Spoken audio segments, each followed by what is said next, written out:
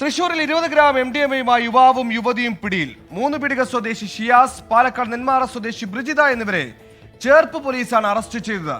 ചൊവ്വൂർ അഞ്ചാങ്കലിൽ വെച്ചാണ് ഇരുവരും വാഹനമടക്കം പിടിയിലായത്.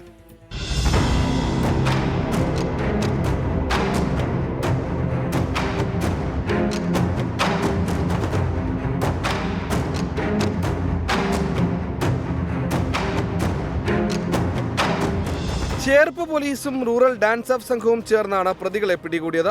റൂറൽ ജില്ലാ പോലീസ് മേധാവിക്ക് ലഭിച്ച രഹസ്യവിവരത്തെ തുടർന്ന് നടത്തിയ പരിശോധനയിൽ ചൊവ്വൂരിൽ വെച്ചാണ് പ്രതികളെ വാഹനം സഹിതം അറസ്റ്റ് ചെയ്തത്. പിടികൂടിയ സിന്തറ്റിക് മയക്കുമരുന്നിന് വിപണിയിൽ 1 ലക്ഷം രൂപയോളം വില വരും. തീരദേശ മേഖലയിൽ വിൽപ്പന നടത്തുന്നതിനാണ് പ്രതികൾ മയക്കുമരുന്ന് കൊണ്ടുവന്നത്. പിടിയിലായവർ തീരദേശ മേഖലയിലെ മയക്കുമരുന്ന് വിൽപ്പന നടത്തുന്ന ശൃംഖലയിലെ കണ്ണികളാണെന്ന് പോലീസ് അറിയിച്ചു.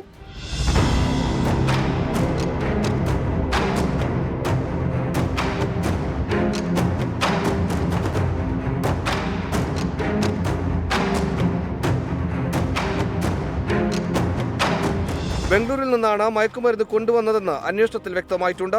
ഇരുവരും മയക്കുമരുന്ന് വാങ്ങിയ ബംഗളൂരിലെ ആളുകളെയും വിൽപ്പന നടത്തുന്ന ആളുകളെയും കുറിച്ച് വിശദമായ അന്വേഷണം തുടങ്ങിയിട്ടുണ്ട്. 24 തൃശൂർ.